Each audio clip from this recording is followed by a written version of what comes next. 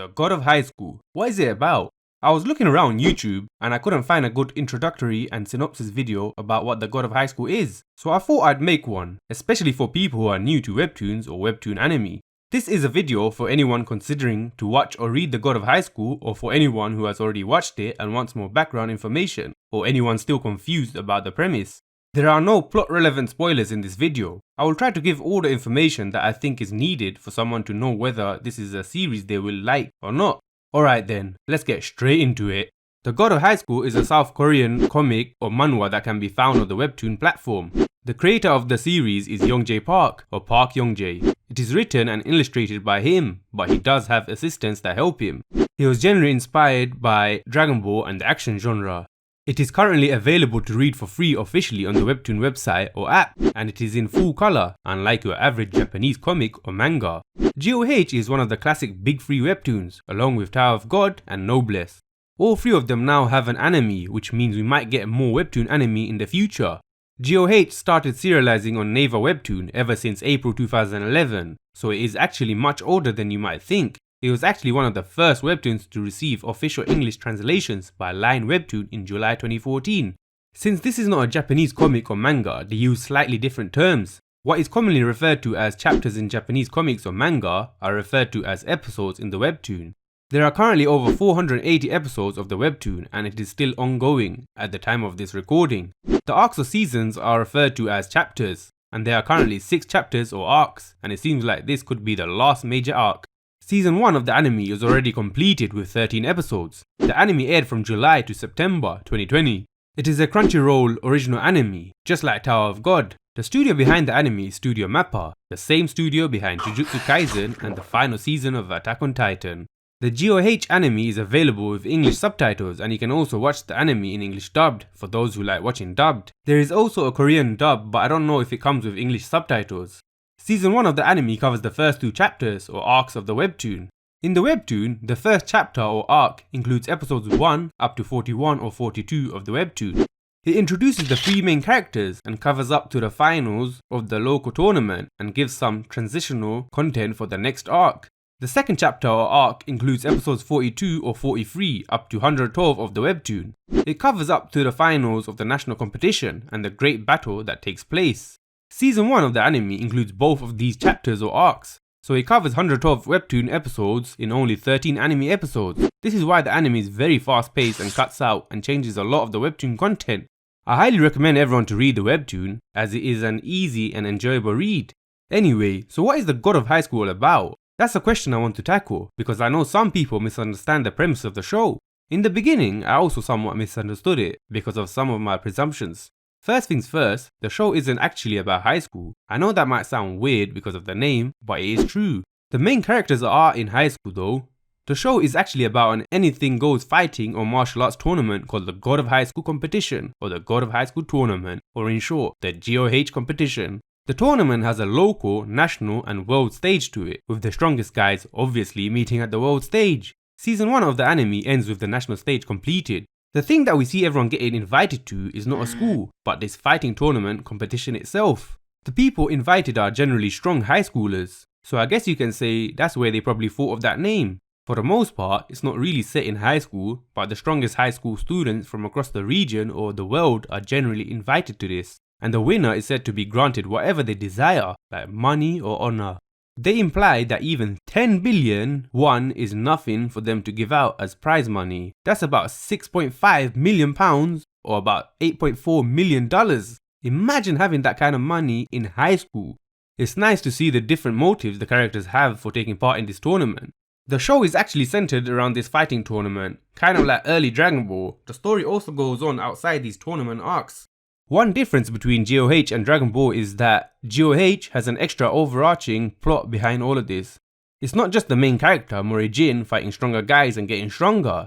There is an introductory plot or story that goes on with all 3 of the main characters. There is another heavy plot behind all of this, behind the whole story in general, which is the main plot of the series. As the story progresses and the powers of the characters increase, it reaches that Dragon Ball Z level stuff, while maintaining the different fighting styles and techniques. So there is some sort of extra power system that it introduced later on. So it kind of keeps the elements of both early Dragon Ball as well as DBZ at the same time, which is really cool. I even asked on Reddit which anime is similar to GOH, and most people said Dragon Ball and DBZ. So if you love fighting anime series like OG Dragon Ball and Dragon Ball Z, then you're gonna love this show. I guess you can say that the winner of the GOH competition is the God of High School in a sense. Let's just say there is more to the God in the God of High School than you might think. Anyway, the story focuses on 3 main characters, Morihjin, Dewi-han, and Mirai. Morihjin is your happy-go-lucky type of character, similar to Goku. He reminds me a lot about Kid Goku and Luffy. He generally just wants to fight strong guys and get stronger himself. He likes to call himself the best fighter, so if anyone gives him a challenge or supposedly defeats him, rather than feeling depressed, he would be happy and then do whatever it takes to get stronger and win. He was initially trained in Taekwondo by his grandpa, Jin Tae-jin, kind of like how Goku was initially trained by his grandpa, Gohan. So you can expect his grandpa to be very powerful with some really awesome moments. Dewi-han is another one of the main characters. He's a relaxed, strong-willed, friendly and loyal type of character who would do anything for his friends. He kinda reminds me of Zoro from One Piece in some ways, while he does have his differences. And Mirai is a harmless looking but scary when mad girl who is looking for a strong man to restore her family's swordsmanship. She kinda reminds me of Nami from One Piece. The instant appeal of the show is the cool, goofy and innocent personality of Morihjin, as well as the awesome looking fighting styles and martial arts. Every important character has their own type of fighting style that they practice. For example, Morihjin uses Rinryo Taekwondo, Dewi uses Kyokushin Karate, aka Full Contact Karate, Mirai uses Wugwang Swordsmanship, aka Moonlight Sword Style. Later on, more awesome characters join in. Seeing all the different fighting styles collide is incredibly hype. The guy in charge of it all is Mujin Park. He is one of the 6. The 6 are basically 6 of the strongest from among their group.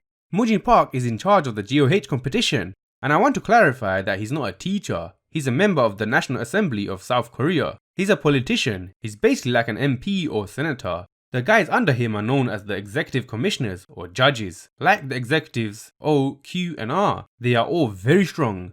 Later on we are introduced to another organization known as the Nox, who have a king, bishops, priests and the average believers. Members of Nox include people like Mandok Sang, Drake McDonald, Exley and Saturn.